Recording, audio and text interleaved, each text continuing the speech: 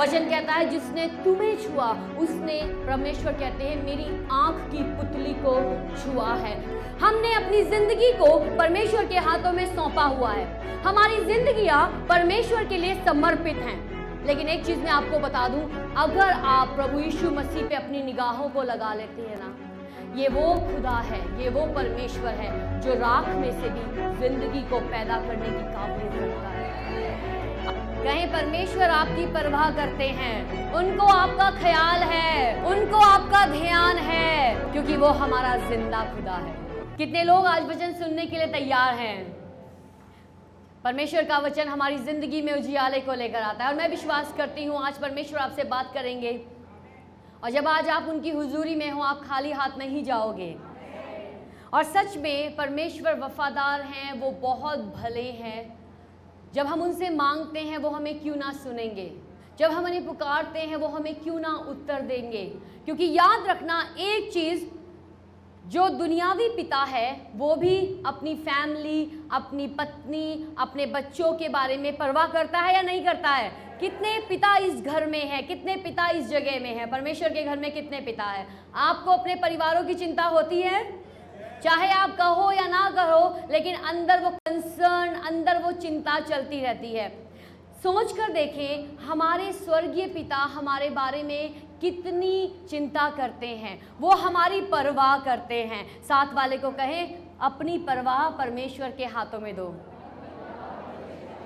कहें, परमेश्वर आपकी परवाह करते हैं, उनको आपका ख्याल है, उनको आपका ध्यान है, क्योंकि वो हमारा जिंदा खुदा है।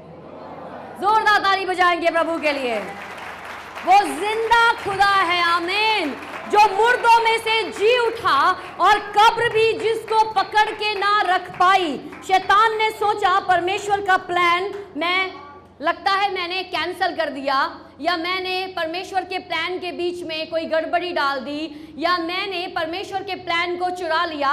लेकिन उसको सब नहीं पता, परमेश्वर का प्लान सबसे उत्तम और ऊंचा है, आमीन, सबसे बेहतर प्लान है। परमेश्वर का वचन कहता है जो मेरी तुम्हारे बारे में योजनाएं हैं, जो कल्पनाएं हैं, वो बहुत ऊंची है, वो सफलता की है, वो उन्नति की है, वो तरक्की है। अपने मन में कभी भी ये चीज मत आने देना कि मेरी जिंदगी का कल क्या होगा। एक चीज मैं आपको बता दूं, अगर परमेश्वर आपके साथ हैं, आपकी जिंदगी ऐसे ही खत्म नहीं होगी।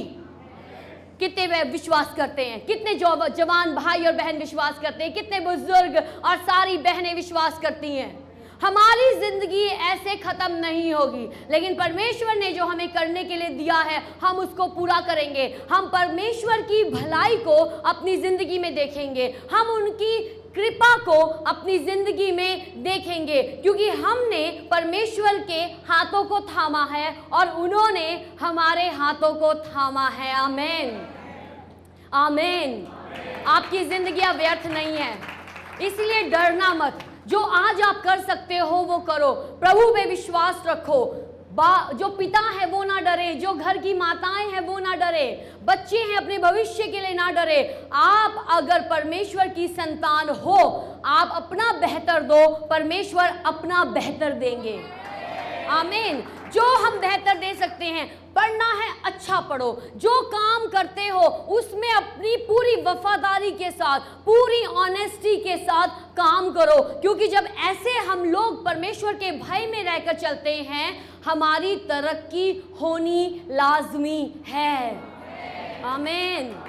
यूसुफ की तरक्की हुई हम देखते हैं, हम बाइबल में लोगों की जिंदगियों में देखते हैं, परमेश्वर ने उनको ऊंचा किया और मैं विश्वास करती हूँ परमेश्वर आपको भी ऊंचा करेंगे, आपके हाथों के कामों को ब्लेस करेंगे। कितने लोग विश्वास करते हैं जो भला काम उन्होंने आपकी जिंदगी में शुरू किया है वो उसको पूरा करेंगे, पूरा करेंगे, पूरा करेंगे, पूरा करेंगे, पूरा करेंगे यीशु मसीह के नाम से।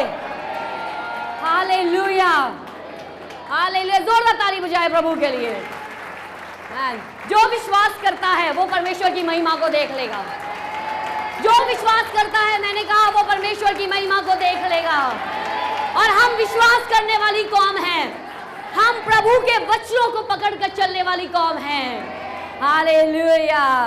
आप बैठ सकते हैं अपनी जगहों पर। सच में ये बहुत खूबसूरत दिन है जो हमें प्रभु ने दिया, हम उनकी संगति में आ सकें। ये बहुत बहुत बहुत बहुत ज़रूरी है। कई बार लोग सोचते हैं अरे इस महीने में एक दिन चले जाएंगे, या चलो पत्नी को बोल देंगे तुम हो आना, मेरे हिस्से की भी प्रार्थना कराना, या पत्नी बोल देगी आप चले जाओ, चलो एक ने तो हाजिरी लगा दी। लेकिन अगर हम परिवार के तौर पर सब मिलके परमेश्वर के पास आते हैं, उसमें अलग ही मज़ा है, क्योंकि पत्नी भी सीख रही है, पति भी सीख रहा है, बच्चे भी सीख रहे हैं, सास भी सीख रही है, नानी भी सीख रही है, बाकी जितने आप रिश्ते ले लो हर कोई सीख रहा है। और जब हर कोई सीखता है, हर कोई उस वचन को अपनी ज़िंदगी में लागू करता है, वो परिवार खुशहाल परिवार बनता है। आमीन।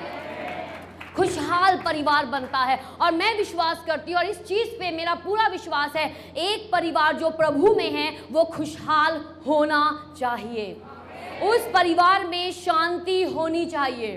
और मैं आपको बताऊं, शांति सिर्फ पैसे से नहीं आती है। ऐसे कई परिवार हैं, आपने भी देखे होंगे, मैंने भी देखा है, उनके पास अरबों खरबों रुपए हैं, कुछ टाइम के लिए उनको लगेगा सब कुछ सही है, लेकिन अंदर फिर भी बेचैनी है। पति पत्नी का रिश्ता अच्छा नहीं है, बच्चों का रिश्ता अच्छा नहीं है, घर में लड़ाई झगड़े हैं, टूटापन है, निराशा है, डिप्रेशन है, स्ट्रेस है। लेकिन सिर्फ और सिर्फ सच्ची शांति एक व्यक्ति की जिंदगी में और एक परिवार में प्रभु यीशु मसीह के वसीले से ही आ सकती है, क्योंकि वो ही शांति का राजकुमार है।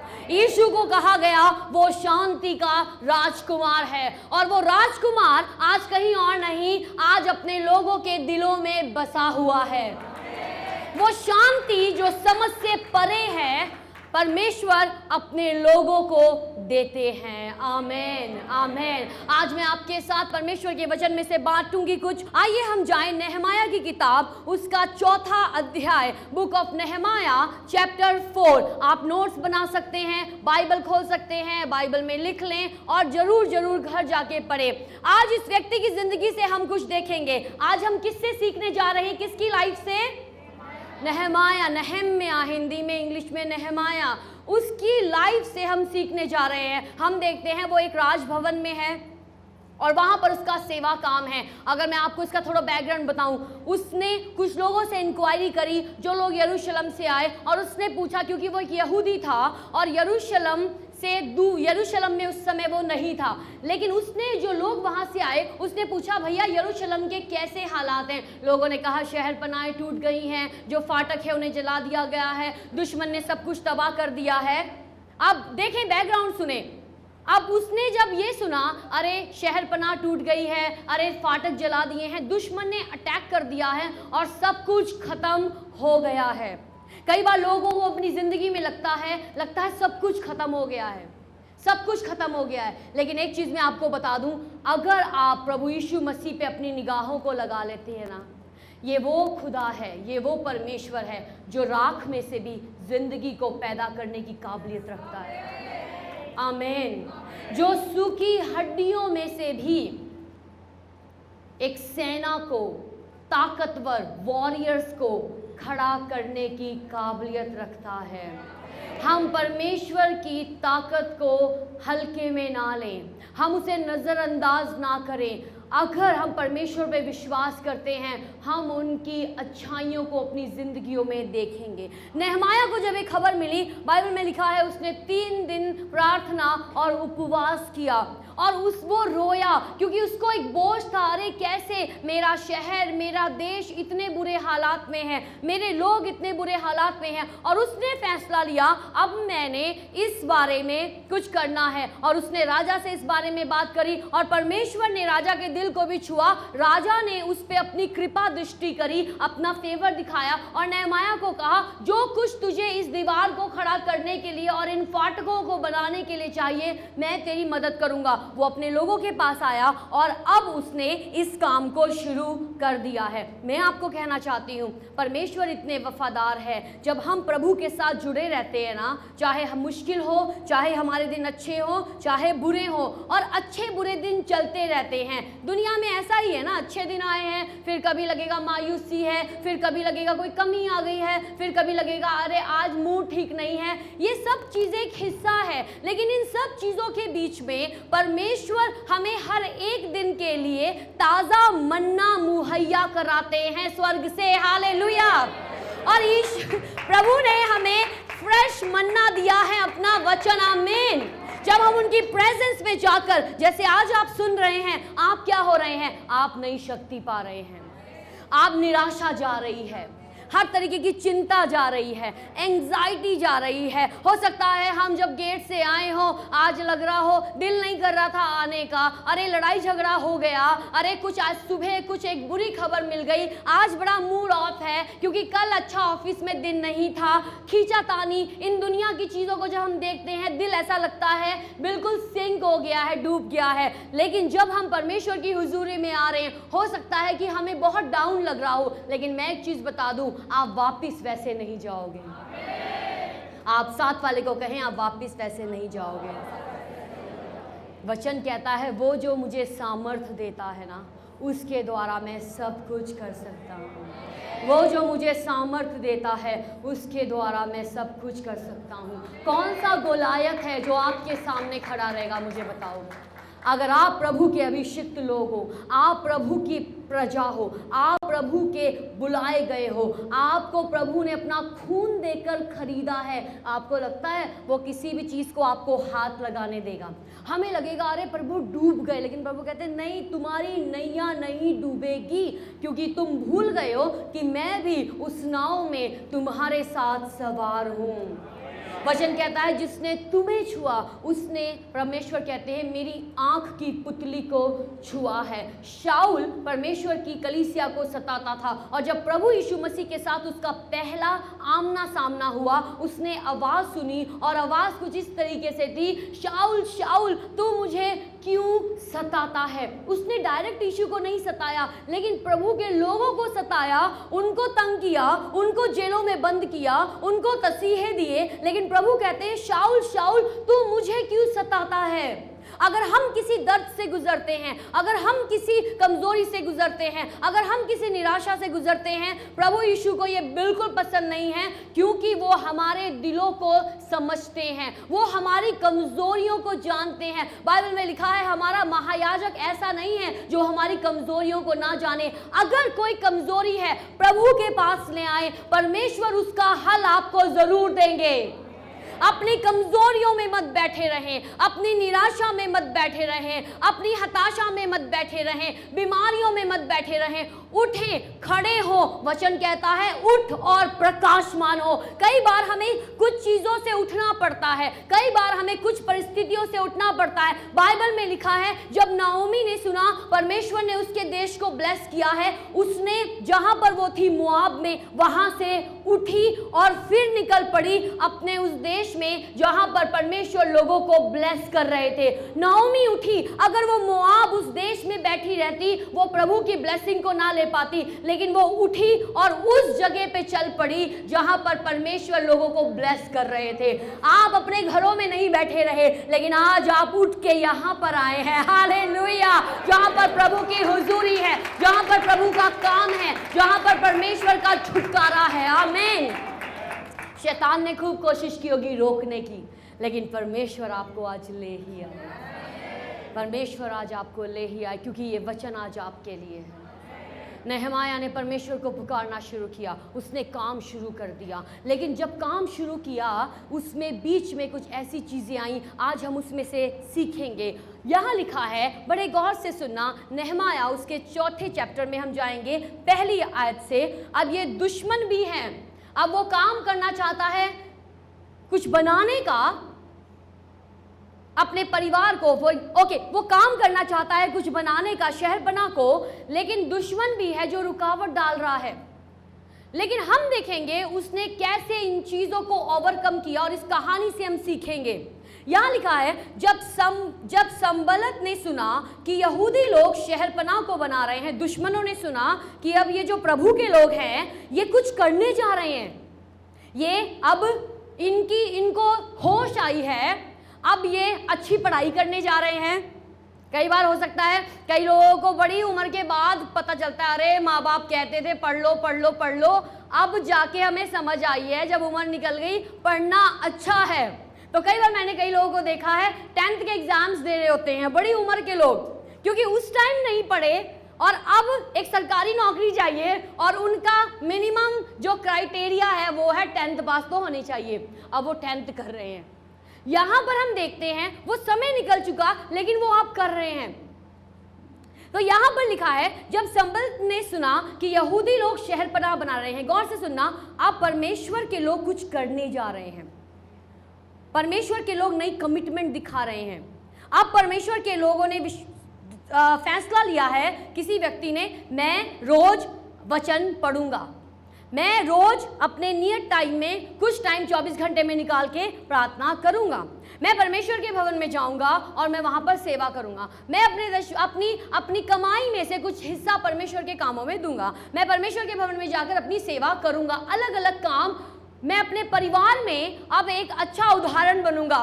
पति कहेगा ओके अब मैं ज़्यादा गुस्सा नहीं करूंगा, पत्नी कहेगी ठीक है मैं भी अपनी जुबान को कंट्रोल करूंगी और ज़्यादा बुड़बुड़ और कुड़कुड़ नहीं करूंगी, मैं बड़े ध्यान से धीरज के साथ अपने खानदान को, अपने परिवार को संभालूंगी। तो कुछ भी चीज़ हो सकती है, परमेश्वर के लोग अब सोच रहे हैं अब हम ये करने के लिए कदम उठाएंगे। सो ये कहानी उधर चल रही है लेकिन इस कहानी को हम अपनी ज़िंदगी से थोड़ा जोड़कर देखेंगे। कितने लोग तैयार हैं? और अब क्या होता है, जब दुश्मनों ने सुना ये लोग तो शहरपनाह बनाने जा रहे हैं, कुछ नया करने जा रहे हैं, जो टूटा फूटा है उसको संभालने जा रहे हैं, अपनी जिंदगियां दुरुस्त करने जा रहे हैं। और शैतान नहीं चाहता, शैतान चाहता है अरे निराशा में बैठे रहो, बीमारी कमजोरी में बैठे रहो, उदासी में बैठे रहो, परमेश्वर का आनंद मत मनाना, क्योंकि उसको पता है परमेश्वर का आनंद हमारी ताकत है, परमेश्वर का आनंद हमारी ताकत है। बाइबल में लिखा है एक आनंदित मन अच्छी औषधि है, cheerful heart is a good medicine. लेकिन मन के टूटने से हड्डियां टूट जाती हैं। दूसरी वर्स, पहली में जाएंगे, इसका दूसरा पार्ट। तब उसने बुरा माना और बहुत रिसियाकर यहूदियों को ठट्ठों में उड़ाने लगा। दुश्मन आके कहता है अरे ये क्या करेंगे, इनके बस का नहीं है, ये ऐसे गुनाह में जिंदगी जी रहे थे, ये कोई बुरी संगति नहीं छोड़ेंगे, ये ऐसे ही हैं, इनका नहीं कुछ होगा।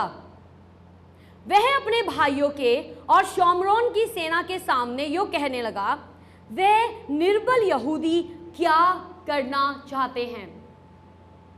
वो निर्बल दुश्मन कहता है, आज हमारा दुश्मन कोई इंसान नहीं है, याद रखें, हमारा दुश्मन कौन है?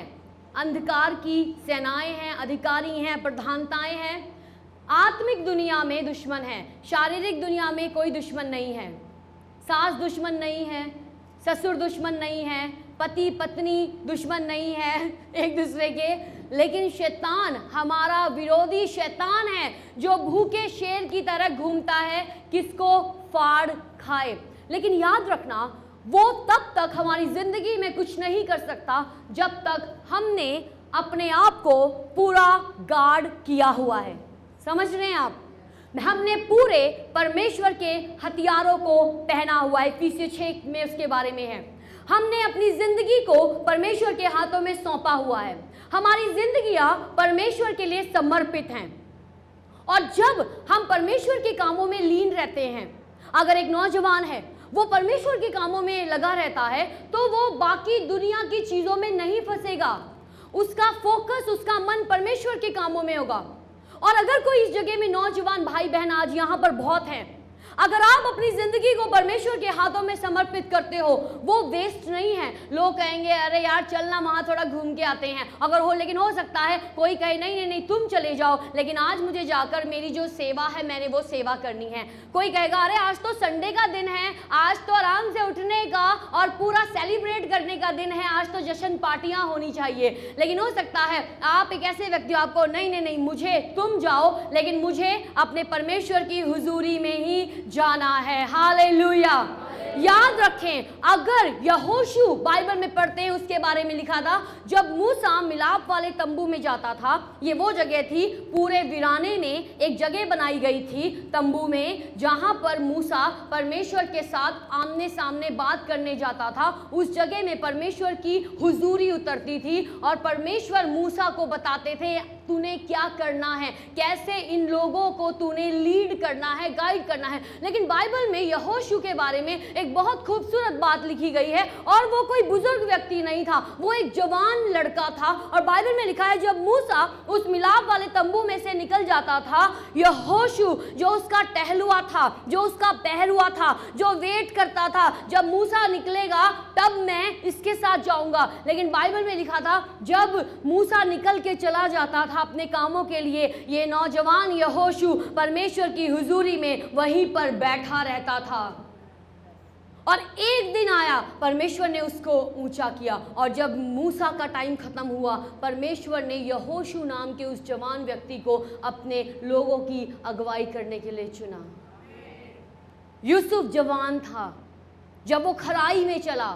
ध्यान से सुनना, आज दुनिया में बहुत चीज़ें हैं जो नौजवानों के, हर उम्र के नौजवानों की क्या बात करें, हर उम्र के लोगों का फोकस खराब करने के लिए आज सोशल मीडिया 3600 चीज़ों से भरा हुआ है। कहीं पे रील चल रही है, कहीं पे टिकटॉक चल रहा है, कहीं पर वो इंस्टाग्राम चल रहा है, कहीं पर कोई चैटिंग चल रही है, कहीं पे फेस टाइम चल रहा है, कहीं पे व्हाट्सएप चल रहा है, कहीं पे स्नैपचैट करके कुछ भी है वो भी चल रहा है, कहीं पे ट्विटर है। जाने परमेश्वर जानते कितनी चीज़ें। याद रखें, आप इस्तेमाल करना है, करें इन चीज़ों को, सोशल मीडिया को इस्तेमाल करें, हम भी करते हैं। लेकिन एक चीज़ जो संभाल के रखना, ये ना हो जब सोशल मीडिया को खोल लिया, अभी आपको लग रहा था अभी तो 5 ही मिनट हुए हैं, और जब दोबारा से ऊपर की गर्दन, अरे 1 घंटा चला भी गया। अगर आप मीडिया में हो वो अलग चीज़ है, क्योंकि आपका वो प्रोफेशन है, आप उस काम को कर रहे हो। लेकिन जब हमारे सामने ये आज ओपन डोर है, प्रभु यीशु मसीह ने कहा चौड़ा है वो रास्ता जो विनाश को जाता है, और ये इजी है ना। आज मोबाइल सबके पास है, इंटरनेट सबके पास है, सारी चीज़ें आज अवेलेबल है। कोई भी व्यक्ति अगर अपने दिल को गार्ड नहीं करेगा, अपनी आंखों के आगे फिल्टर नहीं लगाएगा, अपने कानों में फिल्टर नहीं लगाएगा, तो आज शैतान का नंबर 1 हथियार गोली नहीं है। याद रखना, वो बंदूक लाके नहीं सिर पे रख रहा है, वो आज सोशल मीडिया का इस्तेमाल कर रहा है इस पीढ़ी को और आगे आने वाली पीढ़ी के माइंड को खराब करने के लिए, उनके दिमाग को दूषित करने के लिए। और याद रखना, जो एक व्यक्ति टीवी में देखता है, अब मैं नहीं कहती मत देखो, जो चीज़ें अच्छी है उन्हें देखो, खबरों को देखो भाई, वचन को सुनो, आप परमेश्वर के आराधना के गीतों को सुनो, बाइबल की कहानियों को सुनो। पिछले दिनों में एक बहन मेरे पास आई, कहती लड़का बहुत जिद्दी है, अभी 2 दिन की बात है पहले, कहती लड़का बहुत जिद्दी है, मानता नहीं है बात को, बेटी भी मानती नहीं है बात को। मैंने उनसे कहा, मैंने कहा ये कौन से कार्टून देखते हैं?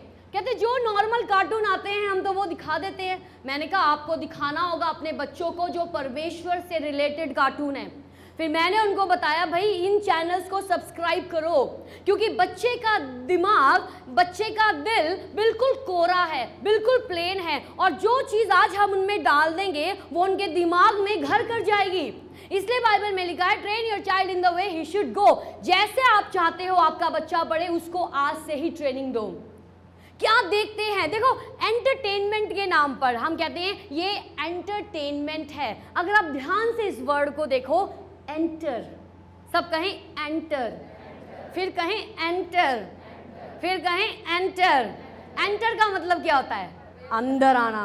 क्या होता है? प्लीज एंटर, है ना, प्लीज एंटर हेयर। हम कहते हैं ना, लो आओ, आप इधर आ जाओ, एंटर। तो अब जब मीडिया देख रहे हैं, हम जब प्रोग्राम्स देख रहे हैं, A to Z कोई सा भी हो सकता है, प्रोग्राम्स देख रहे हैं, क्या हो रहा है? वो चीज़ एक ही व्यक्ति के अंदर आ रही है। ध्यान से सुनना, बहुत इंपॉर्टेंट है, ध्यान से सुनना, क्योंकि अब वो क्या करता है शैतान, वो ढोल बजा के नहीं आता है, वो बड़े धीरे से आता है। जैसे कहते हैं ना स्नीक करना। स्नीक करना क्या होता है कि मान लो मैं बैठी हूँ और मैं अपने कमरे में हूँ और कोई इतने के धीरे से आएगा, ना ही मुझे उसके कदमों की आहट सुनाई देगी, ना ही मुझे लगेगा कि वो आ गया है और वो व्यक्ति आकर मेरे पीछे खड़ा रहता है। कई बार बच्चे लगे होते हैं मोबाइल में, पीछे से मम्मी पापा आते हैं धीरे से स्नीक करके, और बच्चे करते हैं, क्या देख रहा है तू क्या देख रही है तू? मम्मी मैं तो ये देख रहा हूँ, ये देख रही है, ये देख रहा हूँ। स्नीक करता है, वो साइलेंटली आता है, शोर शराबा नहीं करके आ गया, ओ जी मैं आ गया आ गया आ गया आ गया। लेकिन जब उसे जाना होता है, बॉडी में से निकलना होता है, बहुत केसेस में वो चिल्ला के जाता है उल्टी मार के जाएगा, सब कुछ जो जो उसने काम करना है, बॉडी को हिलाकर झुझोड़ के उछल कूद करके पूरा लेटा कर घुमा कर जाएगा। वो धीरे से आता है और वो अपना काम करता है। अब अगर आपके बच्चे हैं, प्लीज़ प्लीज़ प्लीज़ उनको वो चैनल्स दिखाएं जहाँ पर परमेश्वर की बातें हैं, उनको कहानियाँ, बाइबल की कहानियाँ आती हैं। वहाँ पर एक और चैनल है जिसको हम कहते हैं, चैनल है, कौन सा है? हाँ, सुपर बुक, मुझे ही भूल गया, सुपर बुक करके आप देखिए, सुपर बुक इन हिंदी। अगर इंग्लिश समझ सकते हैं बच्चे, इंग्लिश में भी है, इन हिंदी पूरा वहाँ पर आ जाएगा। उससे क्या होगा, बच्चे के अंदर वो चीज़ आ रही, अच्छा अब नूह की कहानी आज हम देख रहे हैं। नूह ने परमेश्वर की बात मानी थी, नूह ने परमेश्वर की बात मानी, और जब लोग उसके ऊपर हंस रहे थे तब भी उसने परमेश्वर को नहीं छोड़ा। हो सकता है हमारे लिए, अरे बच्चा देख रहा है नूह की कहानी, लेकिन वो उसके अंदर स्पिरिट में कैच कर रहा है, और जब वो स्कूल में जाएगा और जब वो बड़ा हो रहा है, अब वो बच्चा प्रभु के साथ चल रहा है, लेकिन इर्द गिर्द के लोग कह रहे हैं यार तू चंगा, ये टाइम है मौज मस्ती करने का, तू कहाँ फंसा रहता है आराधना में, और तू कहाँ चीज़ों में लगा रहता है। हो सकता है ऐसे लोग आए इर्द गिर्द, तुम कहाँ लगे रहते हो, लेकिन वो बच्चा क्योंकि उसके अंदर परमेश्वर का वचन चला गया है और परमेश्वर का स्पिरिट उसको काम कर रहा है, वो क्या करेगा, वो कहे उसके अंदर चलेगा। नहीं, नूह ने भी जब लोगों ने उसका मजाक उड़ाया, उसने उनकी ओर ध्यान नहीं दिया, लेकिन उसने वो किया जो परमेश्वर ने उसको करने के लिए कहा। हालेलुया। कितने लोग विश्वास करते हैं ये बहुत ज़रूरी है?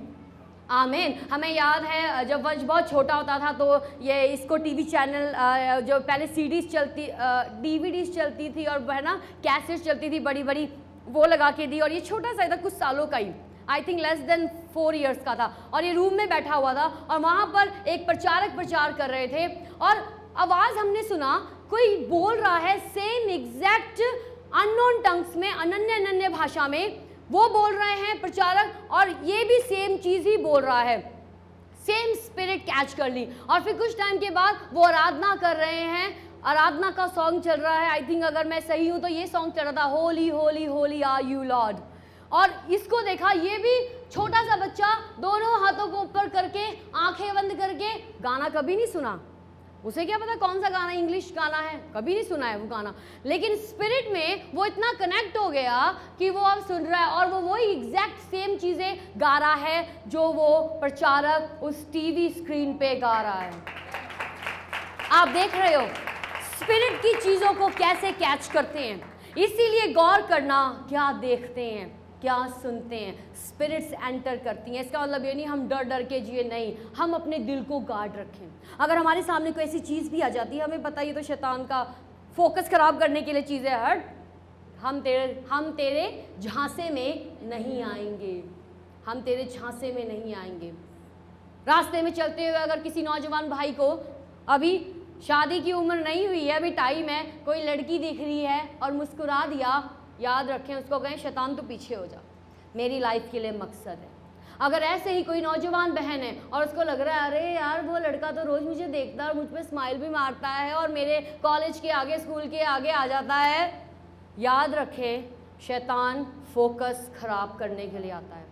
वो उम्र, वो समय पढ़ने का है, अपनी ज़िंदगी में कुछ बनने का और बनाने का है। उस समय को व्यर्थ, ज़ाया, वेस्ट मत करना। ये चीज़ें, छोटी छोटी चीज़ें बहुत गौर करने वाली हैं, क्योंकि अगर कोई व्यक्ति इन चीज़ों में पड़ जाता है, पढ़ाई से फोकस खराब है। बड़े भी ऐसा है, ये नहीं है बड़े, छोटे, जवान, छोटे, हर उम्र के लोग, शादीशुदा लोग ऐसी चीजें करते हैं, शादी के बाहर रिश्ते रखते हैं और फिर क्या करते हैं, अपनी लाइफ में शैतान के लिए रास्ता खोल देते हैं और उसका परिणाम, उसका रिजल्ट अच्छा नहीं होता। नेहमाया को एक बहुत बड़ी जिम्मेवारी मिली। अब दुश्मन आकर उसका मजाक उड़ाते हैं और वो कहता है ये निर्बल लोग क्या करना चाहते, क्या करेंगे ये, क्या वह काम अपने बल से करेंगे। हम अपने बल से नहीं कर सकते हैं, लेकिन जब प्रभु का सामर्थ हमारे ऊपर उतरता है। मरियम कहती है फरिश्ते को, ये कैसे होगा? कभी नहीं सुना, इतिहास में भविष्यवाणियां हुई थी, लेकिन इतिहास में हमने कभी नहीं सुना कि एक कुंवारी ने एक पुत्र को जन्म दिया जो किसी व्यक्ति को नहीं जानती थी, आदमी को नहीं जानती थी। लेकिन परमेश्वर का फरिश्ता जो जिब्राइल है, जो परमेश्वर की हुजूरी में हमेशा सामने उनका मुख निहारता है, उनका फेस देखता है, वो कहता है जब परमेश्वर का पवित्र आत्मा तुझ पर उतरेगा, क्या करेगा? जब परमेश्वर का पवित्र आत्मा तुझ पे उतरेगा और जब परम प्रधान का सामर्थ तुझ पे छाया करेगा, जो तुझसे उत्पन्न होगा वो परमेश्वर का पुत्र कहलाएगा। वो कहती मेरे से नहीं होगा, ये इम्पॉसिबल है, ये अनसीन है, अनहर्ड है, हम ये नहीं कभी सुना, ना ही कभी देखा ये होगा। लेकिन परमेश्वर का फरिश्ता कहता है ये होगा क्योंकि परमेश्वर का आत्मा तेरे ऊपर उतरेगा, परमेश्वर का सामर्थ तेरे ऊपर छाया करेगा। और आज वो आत्मा आपके अंदर है, आप प्रभु की संतान है ना, वो आपके साथ है, वो आपके अंदर है, वो आपके ऊपर है। ऊपर सेवा काम के लिए होता है, एक अंदर होता है, एक साथ में होता है और एक एक्सपीरियंस ऊपर का होता है। ऊपर का जब चेलों के ऊपर और जो बाकी लोग थे 120, उनके ऊपर परमेश्वर का आत्मा उतरा पेंतीकोस्त के दिन, उनको सेवकाई के काम के लिए खड़ा करने के लिए उतरा। आप समझ रहे हो, हमारी ताकत से नहीं होगा, लेकिन जब हम अपनी ताकत को परमेश्वर के हाथों में देंगे, अपनी कमजोरियों को परमेश्वर के हाथों में देंगे और कहेंगे प्रभु एक बात हम जानते हैं, ना तो बल से है ना शक्ति से, लेकिन आपके आत्मा के द्वारा। जो काम मैं पहले नहीं कर पाता था मैं अब करूँगा। हो सकता है सोशल मीडिया में 2-2 घंटे निकल जाते हो, लेकिन नहीं प्रभु, मैं आज से कुछ जो मुझे देखना है ज़रूरी चीज़ें देखूँगा और बाकी का समय मैं प्रार्थना में और आपके वचन को पढ़ने में, और अगर मेरे पास ऐसा कोई ज़रिया है मैं जाकर प्रभु के बारे में लोगों को बताऊंगा। हालेलुया। वो समय हमने, शैतान यही चाहता है, वो हमारा समय चुराना चाहता है। सबसे इम्पॉर्टेंट एक इंसान की ज़िंदगी में समय है, याद रखना। नौजवानों, मैं आपसे कह रही हूँ आपका समय बहुत कीमती है, जो एक बार चला गया आता नहीं है वापस। जो लोग 20 साल के हैं उनको लगता है अरे पूरी ज़िंदगी बढ़ी है, जैसे ही 30 टपते हैं लगता है अच्छा 30 साल से ऊपर हो गए, फिर 40 क्रॉस किया, अरे अब तो काउंट करो। तभी वचन में लिखा है, दाऊद कहता है मैं अपने ज़िंदगी के दिनों को गिनता हूँ। 50 वालों को पूछो आपकी ज़िंदगी आपको पता चला, वो कहेंगे पता ही नहीं चला, इतने भी हो गए, अब इतने प्लस प्लस प्लस हो गए। अब 60 वाले कहते हैं हम इतने हो गए, 70 वाले कहते हैं हम इतने हो गए। ज़िंदगी बहुत लंबी नहीं है ना, जिंदगी में हमारे साल प्रभु ने हमें दिए हैं, लेकिन एक जिंदगी है और अब हमने इस एक जिंदगी को परमेश्वर की सहायता से, परमेश्वर ने जो हमें समझ दी है, जो हमारे साथ अच्छे सलाहकार हैं, उनकी मदद से अपनी जिंदगी को हमने फलवंत करना है। हालेलुया। एक जिंदगी है, या तो हम उसको गवा दें, समय जो चला गया है लौट के नहीं आएगा, लेकिन परमेश्वर इतने ताकतवर हैं, उसको आगे आने वाले समय को जल्दी से जल्द करके जो हमने पीछे खोया है उसको फिर से हमें दे देते हैं। आमेन, आमेन। अभी पूरा चैप्टर था लेकिन हम उसमें नहीं जाएंगे, हमारा टाइम नहीं है। क्या वे अपना, वो क्वेश्चन कर रहा है, क्या वे अपना स्थान दृढ़ करेंगे, यानी कि क्या ये लोग मजबूत होंगे, क्या ये लोग अपने पैरों को जमा पाएंगे, क्या ये लोग ऐसे तो नहीं होंगे हवा आई तो उधर चले गए, किसी ने कुछ कहा तो ये हो गए, किसी ने कुछ बोला तो यहाँ चले गए, कोई बोल रहा है अच्छा जी हम उस कलीसिया में जाएंगे वहाँ होगा, कोई कह रहा है नहीं छड्डो बड़ा यहाँ नहीं है वहाँ होगा, कोई कहता है यहाँ मत करो वहाँ होगा। ये कब कब दृढ़ होंगे, कब स्थापित होंगे, कब ये विश्वास में मजबूत होंगे? वो कहता है ये होंगे, ये ऐसे भटकते रहेंगे। परमेश्वर ने हमें भटकने के लिए नहीं बुलाया है, परमेश्वर ने हमें एक कलीसिया में स्थापित करने के लिए बुलाया है। समझ रहे हैं आप? क्योंकि जब हम एक कलीसिया में स्थापित होते हैं, याद रखना, हम उस कलीसिया के दर्शन में जुड़ते हैं और उस दर्शन में जुड़कर अब हम आगे काम करते हैं। और हमें पता होता है, अगर आज आप इस कलीसिया में आए हैं, आपको मैं जो सिखा रही हूँ वो क्या है? ये कई बातें दर्शन की बातें, कि क्या हम दर्शन रखते हैं, क्या हमें प्रभु के लिए करना है। जब हम एक कलीसिया में जुड़ जाते हैं, एक परिवार में जुड़ जाते हैं, हम उसके चीज़ों में आगे बढ़ते हैं। आमीन। हम दृढ़ होते हैं। सब कहें, मैं दृढ़ होता हूँ, मैं मजबूत होता हूँ। वो कहता है, क्या वे कुर्बानियाँ देंगे? कुर्बानी दे सकते हैं? नहीं नहीं नहीं, ये लोग कुर्बानी देने वाले नहीं हैं। जैसे अब्राहम ने कुर्बानी दी, जब परमेश्वर ने उसको बोला अपने घर को छोड़, पिता के, अपने देश को छोड़, अपनी सारी चीज़ों को छोड़ के उस देश को जा जो मैं तुझे दिखाऊंगा, उसकी बहुत बड़ी कुर्बानी थी। उसने कुर्बानी दी, उसने अपना इनकार किया, उसने अपना आरामदायक जगह छोड़ी और फिर वो किया जो परमेश्वर कह रहे थे। प्रभु जब हमें कुछ कहते हैं, याद रखना, ओबीडियंस इज कॉस्टली। आज्ञाकारिता हमेशा कीमती है। समझ रहे हैं आप? प्रभु की जब हम बातों को मानेंगे, फॉर एग्जाम्पल, बड़ा छोटा सा और सिंपल एग्जाम्पल जो हमेशा कई बार आपने कई और लोगों से भी सुना होगा, प्रचारकों से भी। फॉर एग्जाम्पल, माफ नहीं किया जा रहा है, कई सालों से अंदर गुस्सा पाला हुआ है, ये एक एग्जाम्पल है, बहुत सी चीजें हैं। लेकिन आज प्रभु कहते हैं, अरे माफ कर दे, अरे बुला ले। लेकिन प्रभु क्या मांग रहे हैं? कुर्बानी मांग रहे हैं हमसे इस एरिया में, कि तू अपना इनकार कर दे, माफ कर दे, आगे बढ़। नाराजगी हो गई है, माफ कर दे, आगे बढ़। और अब ये उस व्यक्ति पे है, क्या वो तैयार है प्रभु की बात सुन के आज उस कुर्बानी को देने के लिए? प्रभु वो कुर्बानी नहीं मांग रहे, आके बैलों और बकरों की कुर्बानियाँ दो। जानवर की कुर्बानी ख़त्म हो गई, प्रभु यीशु मसीह ने आकर अपनी कुर्बानी दी और सारी कुर्बानियाँ वहीं पे पूरी हो गई। हालेलुया। लेकिन प्रभु वो कहते हैं, क्या ये दे पाएंगे? प्रभु आप जो बोल रहे हो ना, ये वो नहीं कर सकते। लेकिन मैं विश्वास करती हूँ, परमेश्वर जो हमसे बोलते हैं, हम वो पीढ़ी हैं जो सिर्फ सुनते ही नहीं हैं, उसे करते भी हैं। हम वो पीढ़ी हैं जो एक बार परमेश्वर बोलते हैं, हम 2 बार सुन लेते हैं। क्या वे कुर्बानियाँ करेंगे? सेकंड वर्स में ये है अभी, क्या वे आज ही सब काम पूरा कर डालेंगे?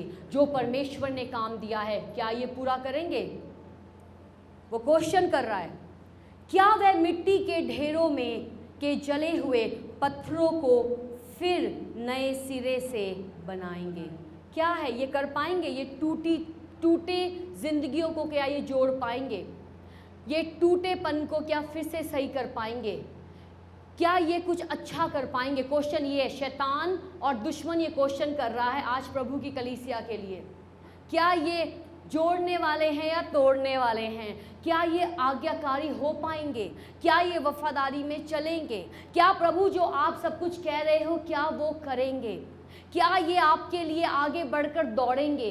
क्या ये अपना इनकार करेंगे? क्या ये विश्वास करेंगे जो आपका वचन कहता है? हवा के पास भी आया, क्या कहता है? सच में परमेश्वर ने कहा है। उसके अंदर आके शक भरता था। पहला क्वेश्चन उसने किया, क्या परमेश्वर ने कहा है कि ऐसा होगा? क्वेश्चन लेकर आया। लेकिन हवा भूल गई, ऑलरेडी वो परमेश्वर के स्वरूप और उनकी समानता में बनी थी। और वो यही कहता है वो नहीं चाहता तू फल खाए, क्योंकि परमेश्वर को पता है जिस दिन तूने इस फल को खाया तू उसके जैसी हो जाएगी। लेकिन हवा भूल गई, वो परमेश्वर के समान बनी थी, उसमें वो काबिलियत थी, वो परमेश्वर की तरह दिखती थी, वो परमेश्वर की बेटी थी। लेकिन शैतान ने आके अपना झूठ डाल दिया, और वो आज भी करता है। हमें शैतान को अपनी ज़िंदगी में कोई भी जगह नहीं देनी है। 7वीं आयत में जाएंगे। हम लोगों ने शहरपनाह को बनाया, और अब ये सब कुछ होने के बाद उन्होंने इस काम को शुरू किया, और सारी शहरपनाह आधी ऊंचाई तक जुड़ गई। यानी कि शहरपनाह क्या होती है? जैसे इस पूरे अमृतसर में, अगर आप पुराना अमृतसर देखो, उसके फाटक थे, है ना, 12 फाटक है ना अमृतसर को। लेकिन अब तो अमृतसर उससे भी बाहर निकल चुका है, क्योंकि जनसंख्या बढ़ती जा रही है, लोग बढ़ते जा रहे हैं। तो अब 12 फाटकों से बाहर, तो वो क्या करते थे? फाटक, वो दीवारें अमृतसर को प्रोटेक्ट करके रखती थी। अगर कोई दुश्मन आता था, ये सारे दरवाजे बंद हो जाते थे, और ये जो दीवारें थी ये बड़ी मोटी ताजी होती थी ताकि दुश्मन एकदम से इसको ना खत्म करे। इनकी अगर आप फाउंडेशंस को देखो, जड़ों को, ये बहुत मजबूत होती थी, ऐसे नहीं होती थी हल्की फुल्की सी कुछ ही फुट में। अरे बड़ा जबरदस्त काम करते थे। यरीहो की दीवार बहुत बड़ी थी, उसमें कितने रथ एक साथ चल जाते थे। तो ये शहर बना, यानी कि जो शहर को सारी दीवार प्रोटेक्ट करती है, जैसे अमृतसर के चारों तरफ भी प्रोटेक्ट करती थी दीवार, लेकिन अब अमृतसर बढ़ चुका है। तो उसके बारे में याद रखें, उस चीज को दिमाग में रखें। अब क्या हो गया है, इन्होंने वो दीवार को थोड़ा खड़ा कर दिया है, अभी भी काम पूरा नहीं हुआ है, लेकिन अब कुछ और हो रहा है जिसके बारे में हम देखेंगे। अब लोगों ने शहरपनाह को बनाया और सारी शहरपनाह आधी ऊंचाई तक जुड़ गई, तो यानी कि हाफ काम कर चुके हैं।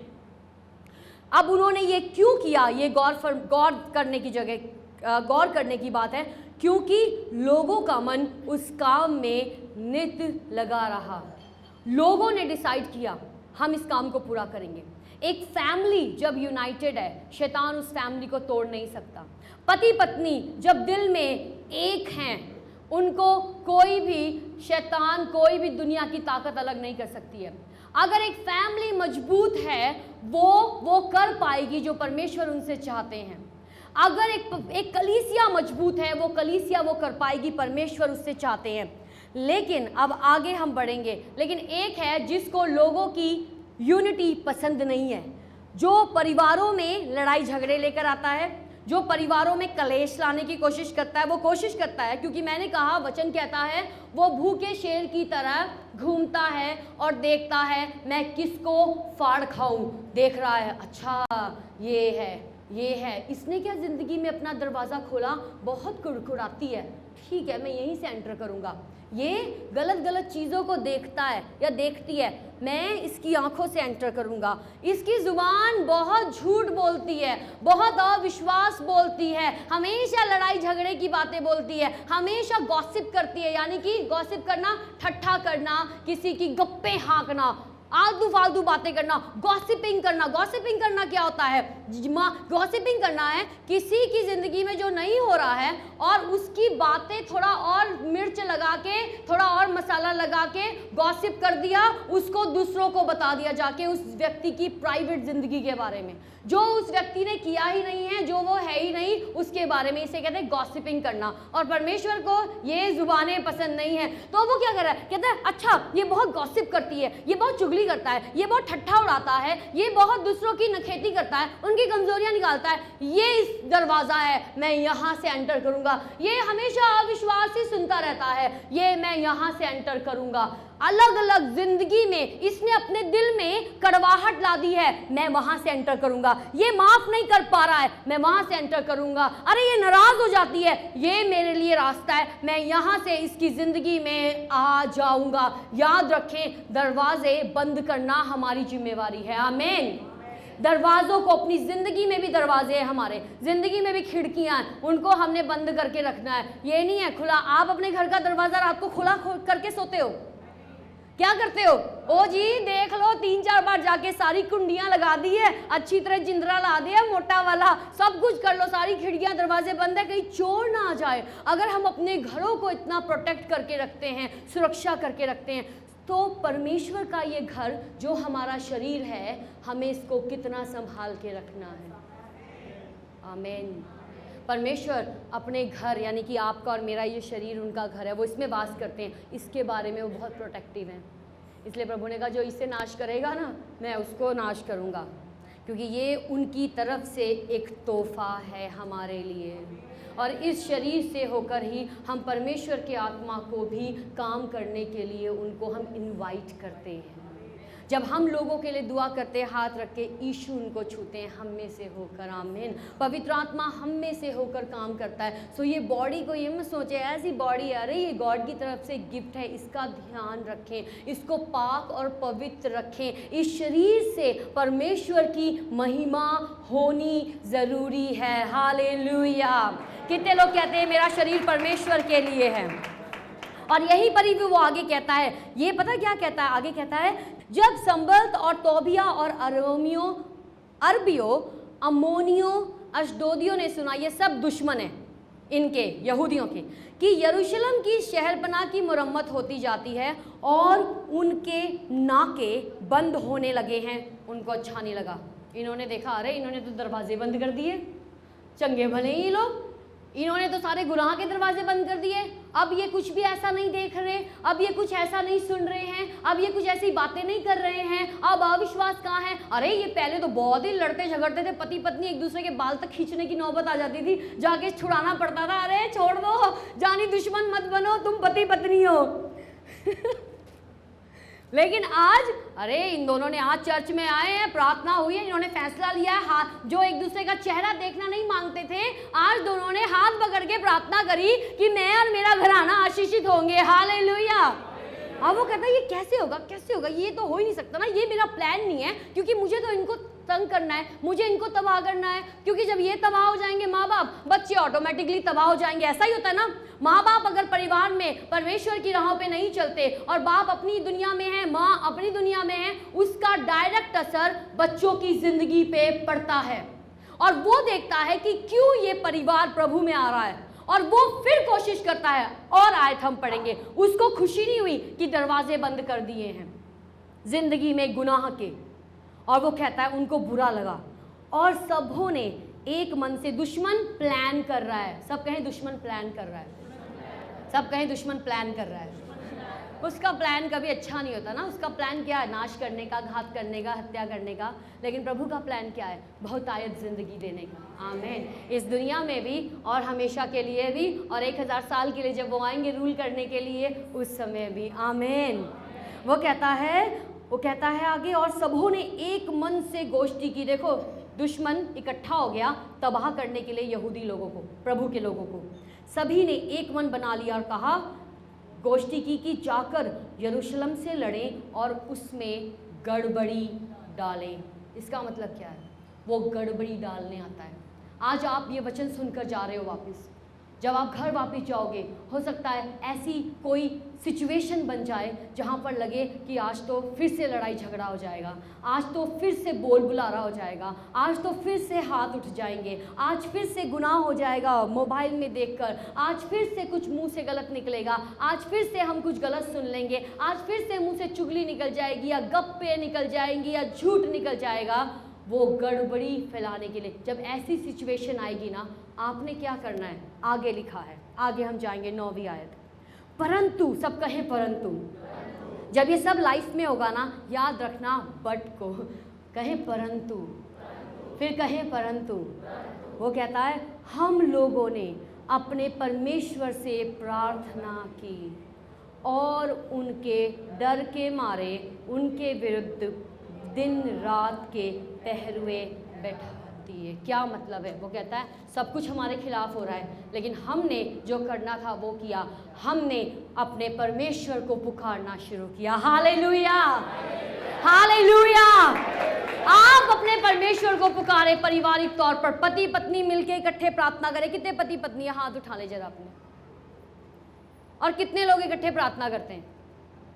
मैं कह नहीं रही 4 घंटे 5 घंटे बाद में काम किसने करने भैया। जो नहीं करते हैं आज से शुरू करें, आज से शुरू करें। सुबह चाहे 10 मिनट, शाम को चाहे 10 मिनट, 15 मिनट प्रार्थना करें।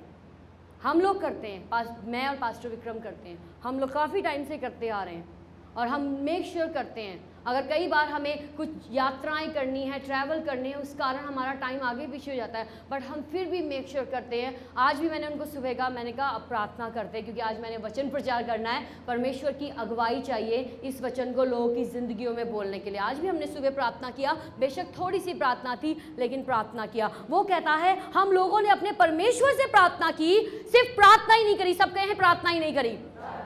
साथ वाले को कहें सिर्फ प्रार्थना ही नहीं करना, क्या वो सिर्फ प्रार्थना ही नहीं करना, लेकिन एक और चीज करी। वो कहता है हमने उनके डर के मारे, बेशक वो डर रहे थे, उनके डर के मारे हमने उनके विरुद्ध दिन रात के पहरुए ठहरा दिए। मतलब हमने सब कुछ गार्ड सेट कर दिया, हमने सारी सुरक्षा बना ली। हमने आज के दिन में अगर हम देखें, हमने प्रार्थना किया और हमने अपनी जिंदगी पे गौर किया सिर्फ प्रार्थना करके नहीं छोड़ दिया, लेकिन अगर एक पत्नी प्रार्थना करती है, वो आज कहती है नहीं आगे से मैं ध्यान दूंगी। पति प्रार्थना करता है, वो कहता नहीं आगे से मैं ध्यान दूंगी। बच्चे प्रार्थना करते कहते सिर्फ प्रार्थना ही नहीं करनी है, आगे से हम ध्यान देंगे, हम अपने माँ बाप को कैसे बुलाते हैं, हम उनका कैसे रिस्पेक्ट करते हैं, हम उनकी बातों को कैसे मानते हैं। हर उम्र का हर व्यक्ति सिर्फ प्रार्थना नहीं करता, लेकिन ये डिसाइड करता है, ये फैसला लेता है कि मैं अपने दिल को और अपने मन को संभाल कर चलूँगा। आइए हम प्रार्थना करें, अपनी जगह पे खड़े हो जाएं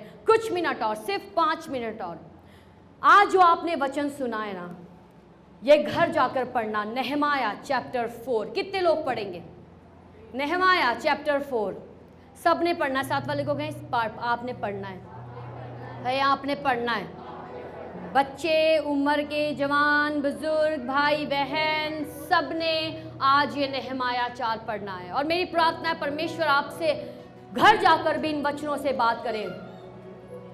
हमने अपने परमेश्वर से प्रार्थना की, लेकिन हमने अपने परमेश्वर से प्रार्थना किया और हमने रात दिन के पहरुए ठहरा दिए उनके विरुद्ध कि उनकी कोई भी युक्ति हमारी जिंदगी में प्रबल नहीं होगी।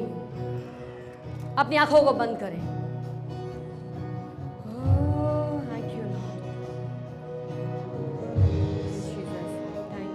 सिर्फ म्यूजिक, सिर्फ म्यूजिक।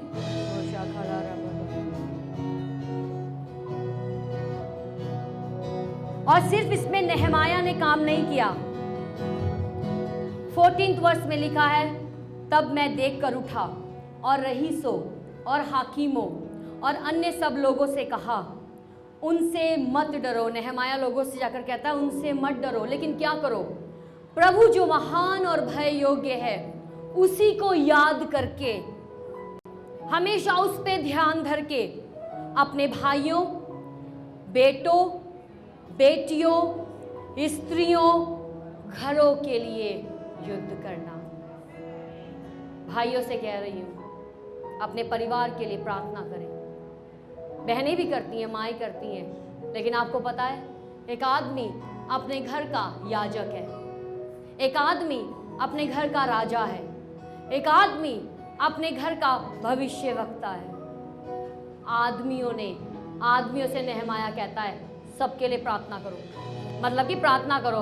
वो कह रहा है युद्ध लड़ो, लेकिन आज हम युद्ध नहीं लड़ रहे हैं इंसानों से, लेकिन हम प्रार्थना में युद्ध लड़ रहे हैं। हम प्रार्थना में जीत पा रहे हैं और अपनी जिंदगियों के द्वारा भी पा रहे हैं। अपनी आंखों को बंद करें, हाथों को उठाएं।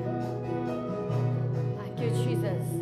और अगर कोई जगह में ऐसा भाई है जो कहता है मुझसे प्रार्थना नहीं होती है, अपनी जगहों पर आप रहें, प्रभु से बात करें। मेरा मन बहुत भटकता है, बहुत चिंताएं हैं, बहुत परेशानियां हैं। आज प्रभु के सामने बोलें, क्योंकि समय निकालना हमारा काम है। हनोक परमेश्वर के साथ चला, 365 साल जिया, 365 साल जिया, 300 साल प्रभु के साथ चला। नूह प्रभु के साथ चला, आदमी था। अब्राहम प्रभु के साथ चला, आदमी था। यहोशू प्रभु के साथ चला, आदमी था। दाऊद प्रभु के साथ चला, आदमी था। प्रभु मेरी प्रार्थना है आज इस जगह में जितने भाई हैं, चाहे शादीशुदा हैं चाहे शादीशुदा नहीं हैं, मेरी प्रार्थना इन भाइयों को आप छू लें पिता। आज इनका बल और आप शक्ति बन जाएं प्रभु, ये अपनी पहचान में उठने पाए। शैतान इनको झूठी पहचान दिखाता है, शैतान इनको झूठा आईना दिखाता है। वो नशे का आईना दिखाता है, वो गंदगी का आईना दिखाता है, वो शराब का आईना दिखाता है, वो लड़कियों का आईना दिखाता है, वो कई अलग चीजों का आईना दिखाता है, यारों दोस्तों का। लेकिन आज मेरी दुआ है ये आपके वचन के आईने में अपने आप को देख लें कि ये अपने परिवार के मुखिया हैं, अपने परिवार के राजा हैं, अपने परिवार के भविष्यवक्ता हैं, अपने परिवार के याजक हैं, और इनकी जिम्मेवारी है अपने परिवारों की अगुवाई करने की। इनकी जिम्मेवारी है अपने परिवारों के लिए दुआ करने की। शैतान तेरे झूठ को हम इनकी जिंदगियों में से खत्म कर देते हैं।